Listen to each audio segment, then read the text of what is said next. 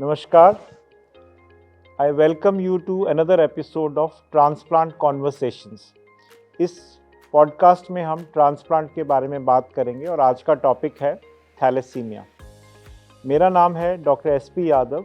मैं मेदांता हॉस्पिटल में paediatric bone marrow transplant department head करता हूँ। मेरे साथ हैं आज हमारे गेस्ट डॉक्टर एन.के. मित्तल, जो कि सोनीपत में एक सीनियर पीडियाट्रिशियन है, और डॉक्टर मित्तल आज इस एपिसोड में हमारे साथ बातचीत करेंगे। Sir, welcome to the program. Thank you so much sir, thank you. तो आज के प्रोग्राम में जैसे कि थैलेसीमिया पे हम फोकस करने वाले हैं, पर उससे पहले मैं थोड़ा जानना चाहूँगा कि आपकी प्रैक्टिस में या आपके एरिया में आपको सबसे कॉमन बीमारियां बच्चों में क्या क्या देखने को मिलती हैं। जब आप आपके क्लिनिक में जब आप देखते हैं पेशेंट, किस तरीके की बीमारियों से बच्चे आते हैं? 4-5 टॉप बीमारियां। ज़्यादातर बच्चे आते हैं रेस्पिरेटरी इन्फेक्शन से। उसमें upper respiratory infections and lower respiratory infections. फिर बच्चे आते हैं उल्टी दस्तों के साथ, जीआईटी इन्फेक्शंस। काफ़ी सारे बच्चे आते हैं खून की कमी के साथ, अनीमिया के साथ।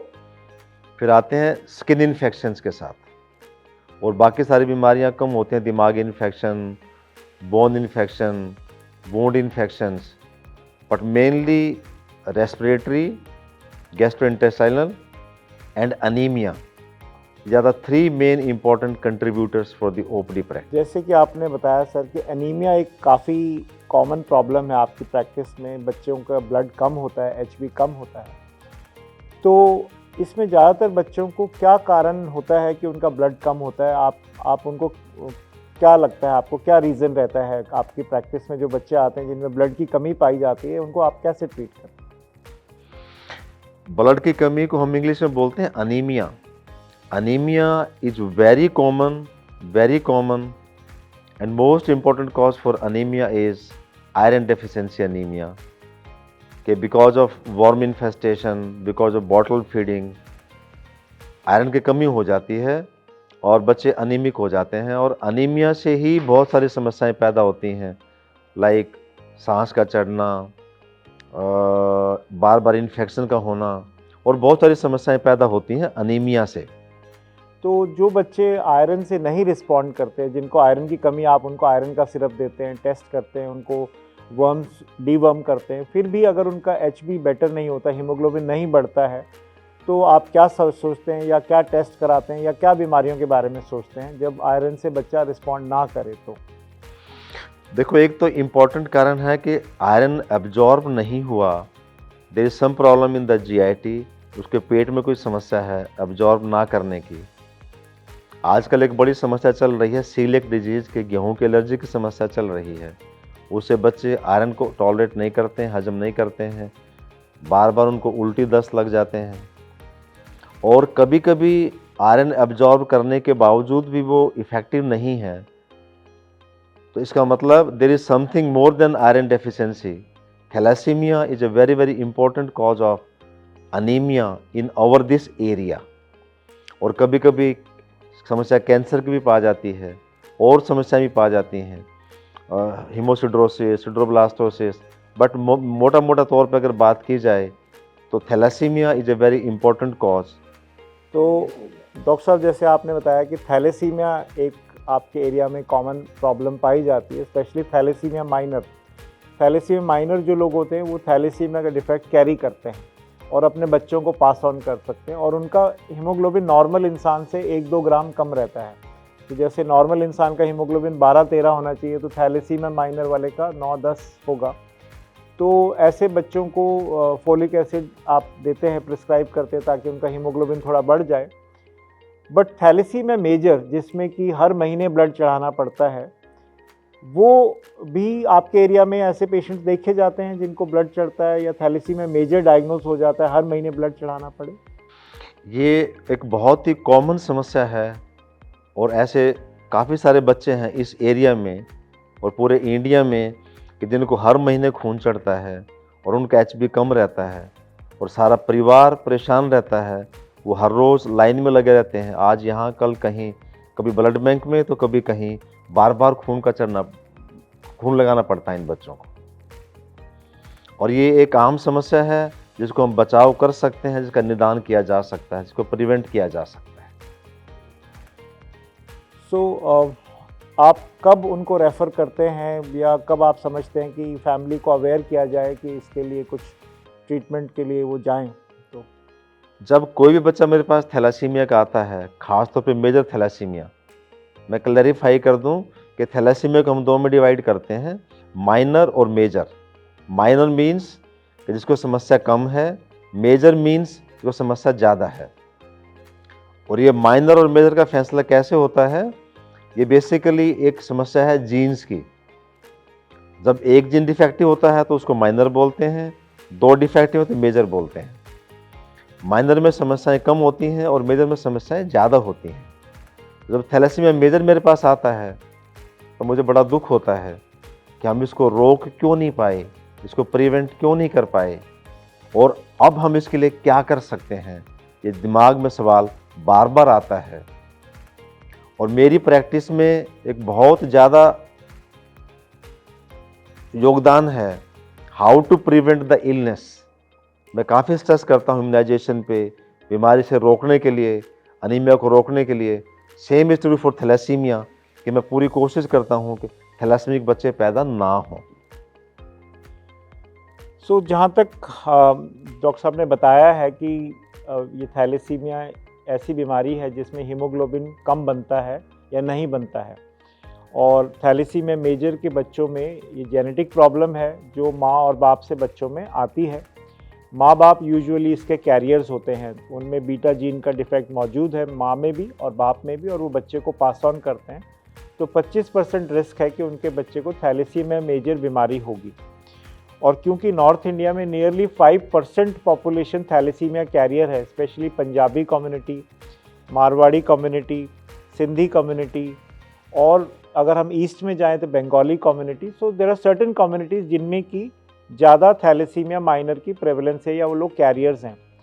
तो इनमें जब लोगों के जो बच्चे होते हैं तो उनको थैलेसीमिया मेजर होने का चांस काफ़ी रहता है। और इसकी जो मेन ट्रीटमेंट है वो है रेगुलर ब्लड ट्रांसफ्यूजन्स, कि हर महीने ब्लड चढ़ाना पड़ता है ताकि वो सरवाइव कर सकें। और क्योंकि जब हम ब्लड चढ़ाते हैं तो उसमें आयरन की मात्रा बढ़ जाती है और वो हार्ट में जमा होता है, लिवर में जमा होता है। धीरे धीरे हार्ट और लिवर इन बच्चों के कमज़ोर हो जाते हैं, जिसके बाद वो लिवर या हार्ट फेलियर से उनकी जान को खतरा हो जाता है। तो थैलेसीमिया में आयरन डिपोजिशन से और हर अंग पे प्रभाव पड़ता है। तो बच्चे की ग्रोथ पूरी नहीं हो पाती है, बच्चे की प्यूबर्टी डिले हो सकती है, बच्चे नॉर्मल बच्चों से कमज़ोर रह सकते हैं, उनको डायबिटीज़ जल्दी एज पे हो सकती है। तो इसलिए मल्टी स्पेशलिटी केयर की ज़रूरत पड़ती है, जिसमें हर ब्रांच के लोगों को उनको चेक करना पड़ता है, क्योंकि बार बार ब्लड चढ़ता है तो HIV हो सकता है, हेपेटाइटिस B हो सकता है, हेपेटाइटिस C हो सकता है। तो ये रेगुलर हर साल टेस्ट करने पड़ते हैं सब चीज़ें। सो डॉक्टर साहब, आप इन बच्चों को रेगुलर ब्लड तो चढ़ता ही है और आपके पास ये चेकअप के लिए भी आते हैं, तो आप इन्हें कोई परमानेंट ट्रीटमेंट के लिए एडवाइस करते हैं, गाइड करते हैं कि इस चीज़ का कोई परमानेंट निदान हो सकता है, तब आप उनको कब ये सब चीज़ों के बारे में बताते हैं कि क्या परमानेंट ट्रीटमेंट हो सकता है, उनको बताते हैं? जैसे डॉक्टर यादव ने बताया अभी कि ब्लड ट्रांसफ्यूजन की अपनी बहुत सारी समस्याएं हैं।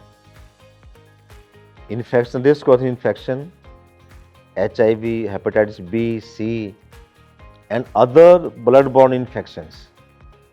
एंड दूसरी बड़ी समस्या है, अगर इनसे बचा भी लेते हैं स्क्रीनिंग करके तो आयरन ओवरलोड हो जाता है इन बच्चों को और वो सारी बॉडी में डिपॉजिट हो जाएगा। उसके कारण दिमाग, दिल, liver, kidney, every organ starts dysfunctioning. अब इससे बचाव कैसे करें? अगर बच्चे को जिंदा रखना है तो ब्लड लगाना पड़ेगा, और ब्लड लगाएंगे तो आयरन ओवरलोड होगा, और आयरन को कम करने की दवाइयाँ आती हैं, अगर वो स्टार्ट करते हैं उसके साइड इफ़ेक्ट्स हैं, और फिर फैमिली को cost, time management of the baby, ये बहुत सारी समस्याएं हैं।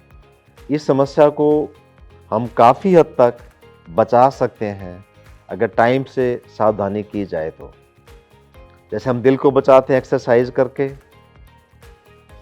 लीवर को बचाते हैं अल्कोहल कम करके, स्मोकिंग कम करके, फैट्स कम करके। बट ये बीमारी इनसे अलग है, ये जीन्स की बीमारी है, हमें जीन्स के ऊपर जाना पड़ेगा, माँ बाप की स्क्रीनिंग करनी पड़ेगी, माँ बाप को चेक करना पड़ेगा। अगर थैलेसीमिया, एक आदमी थैलेसीमिक है, कैरियर है, तो बच्चा कैरियर हो सकता है। अगर दोनों कैरियर हैं तो मेजर के चांसेस ज़्यादा हैं।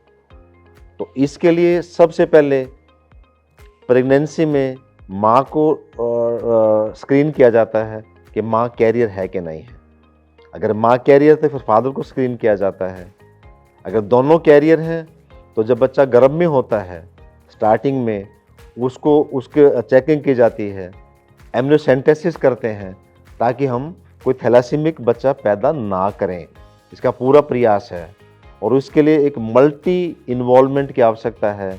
Department of gynae, department of genetics, department of pathology, and we need all big centers as well for prevention of this deadly disease. This is very painful। जब एक बच्चा थैलेसीमिक मेजर आता है, सारी family का ध्यान बच्चे की तरफ जाता है, earning, care, tension, and life expectancy is not good. So we must prevent thalassemia. And as Dr. Yadav has told, we can all work together in prevention of this deadly disease. Sir आप मेरे को ये बताएं doctor Yadav, मैं आपसे एक सवाल पूछता हूँ, what government is doing for prevention of this thalassemia? What facilities? See, if I get a child of thalassemia, सबसे पहले मन में ख्याल आता है कि इसको बचाव क्यों नहीं कर सके इसका। फिर दूसरा ख्याल आता है कि इसको हम ट्रीट क्यों नहीं कर सके। When we have a treatment, we can do bone marrow transplant. Why we couldn't do? If I recall my 2 or 3 patients जो बड़े हो गए हैं, 18-20 साल के हो गए हैं, ना अब वो BMT के फिट नहीं हैं, उनको बोन मैरो ट्रांसप्लांट नहीं कर सकते हैं, उनको प्रिवेंट नहीं कर सके। अब only treatment is blood transfusion, regular blood transfusion जिसकी अपनी समस्याएं हैं, and chelation. So what do you suggest, what can be done for prevention and treatment? तो डॉक्टर मित्तल, आपने बहुत एक दुखती रग पे हाथ रख दिया। इस देश में हर साल 10,000 से ज़्यादा बच्चे पैदा होते हैं जिनको थैलेसीमिया मेजर होता है, और लाखों बच्चे हैं, 2-3 लाख पेशेंट्स हैं जो कि हर महीने ब्लड चढ़ाते हैं। तो इन सब का जो निदान है वो है बोन मैरो ट्रांसप्लांट, एक परमानेंट इलाज है जिससे कि ये ठीक हो सकते हैं। तो बोन मैरो ट्रांसप्लांट कब करना चाहिए या कब ज़्यादा सक्सेस है, उसमें जो सबसे इम्पॉर्टेंट चीज़ है वो है कि अगर आपका सगा भाई बहन है जो कि हेल्दी है, जिसको थैलेसीमिया माइनर है या एकदम हेल्दी है, उसको कोई बीमारी नहीं है, और उसका बोन मैरो आपसे सेम टू सेम मैच करता है, HLA टाइपिंग टेस्ट कराना होता है जिससे पता चल जाता है कि आपका भाई बहन आपसे मैचिंग है कि नहीं है। तो अगर फुल मैच भाई बहन है तो हम बोन मैरो ट्रांसप्लांट का इलाज ऑफ़र कर सकते हैं फैमिली को, और जिससे वो बच्चा परमानेंटली ठीक हो सकता है। तो ऐसा करने के लिए बोन मैरो ट्रांसप्लांट क्या चीज़ है, कैसे करते हैं, तो मैं थोड़ा सा ब्रीफ में आपको बता देता हूं, और जो भी और लोग हमें सुन रहे हैं उनको भी। मैं साथ में एक सवाल और पूछ लेता हूं आपसे। आजकल समस्या है कि परिवार में बच्चा 1 या 2 ही होता है। अगर पहला बच्चा है, थैलेसीमिक निकल जाता है, तो सिबलिंग डोनर तो नहीं हो सकता, फिर हमारे पास क्या ऑप्शन बचेगी? जैसे एक बोन मैरो ट्रांसप्लांट में एक डोनर चाहिए, तो जिन फैमिली में पहले बच्चे को थैलेसीमिया मेजर बीमारी हो गई है और वो बच्चा पैदा हुआ है, तो उस बच्चे के लिए एक ट्रांसप्लांट के लिए फैमिली एक और बच्चा कर सकती है आने वाले दिनों में, अगले 1-2 साल में। और जब एक और बच्चा पैदा होता है, उस बच्चे को हम माँ के पेट में ही टेस्ट कर सकते हैं कि उसको ये बीमारी है कि नहीं है। प्रेगनेंसी के 3rd मंथ में टेस्ट किया जा सकता है। उसी टेस्ट में हम और टेस्ट कर सकते हैं कि वो बच्चा, उसका बोन मैरो इससे मैचिंग है कि नहीं है जो पेशेंट है। तो अगर अगला बच्चा ऐसा होता है जो कि मैचिंग भी है और जिसको थैलेसीमिया बीमारी नहीं है, तो उसके कॉर्ड स्टेम सेल्स को स्टोर किया जा सकता है डिलीवरी के टाइम पे, और बाद में उससे ट्रांसप्लांट किया जा सकता है। Coming to bone marrow transplant, ये प्रक्रिया जो है जो पेशेंट्स इसके बारे में जानना चाहते हैं उनको मैं ये बता दूं कि ये एक बहुत मेजर चेंज है जिसमें कि आपका एक जो ब्लड बनाने का सिस्टम है, जो कि हमारी हड्डियों में बोन मैरो होता है, वो हमारा ब्लड बनाता है। थैलेसीमिया में ख़राब ब्लड बनता है, सही नॉर्मल ब्लड नहीं बनता है और इस वजह से आपको हर महीने ब्लड चढ़ाना पड़ता है। तो हम उस बोन मैरो सिस्टम को ख़त्म कर देते हैं कीमोथेरेपी, कैंसर की दवाइयों से, और उसके बाद हम उसको नया बोन मैरो देते हैं एक हेल्दी भाई बहन से, और उसके बाद करीब 1 महीने में आपका नया ब्लड बनने लग जाता है, जिससे कि आप इस बीमारी से परमानेंटली ठीक हो जाते हैं। आजकल कोल इंडिया जो एक पब्लिक कंपनी है गवर्नमेंट ऑफ इंडिया की, उसका एक नया इनिशिएटिव है थैलेसीमिया बाल स्वास्थ्य योजना, जिसके तहत थैलेसीमिया के जो पेशेंट्स हैं 10 साल से कम उम्र के हैं और उनका भाई बहन फुल मैच डोनर है, उनके लिए अप टू 10 लाख रुपीज़ की हेल्प गवर्नमेंट की तरफ से है, और जिनसे उनका बोन मैरो ट्रांसप्लांट हो सकता है। 17 हॉस्पिटल्स में ये टाइप है कोल इंडिया का बोन मैरो ट्रांसप्लांट के लिए, और मेदांता हॉस्पिटल में भी ये टाइप है और ये सुविधा उपलब्ध है। जो पेशेंट्स अफोर्ड नहीं कर सकते इस ट्रीटमेंट को, उनके लिए गवर्नमेंट से ये हेल्प है। आज के इस एपिसोड में मैं एक की मैसेज देना चाहता हूँ जिन लोगों ने भी हमें सुना है कि थैलेसीमिया का एक परमानेंट इलाज है।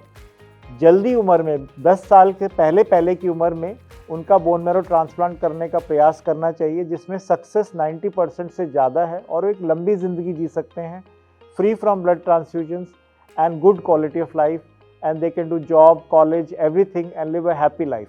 जैसा कि आपने अभी बताया कि family can have a second baby and if they don't store the stem cells, अगर वो स्टेम सेल्स स्टोर नहीं कर पाते किसी भी कारण से, तो बेबी कब दोबारा से डोनेट कर सकता है बोन मैरो? तो अगला बच्चा जब 1 साल का हो जाए उसके बाद ही डोनेट कर सकता है। एटलीस्ट 10 किलो वेट होना चाहिए और 1 ईयर प्लस एज होनी चाहिए, तभी वो डोनेट कर सकता है बोन मैरो इस बच्चे के लिए।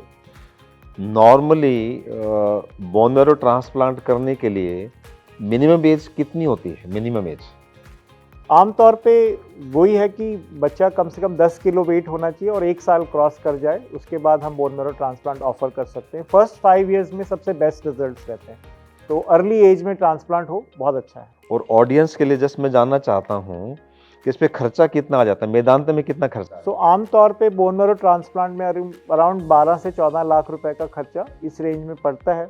जो बहुत छोटे बच्चे उनमें 10 लाख तक में भी ये काम हो सकता है। तो this is the rough cost in most hospitals.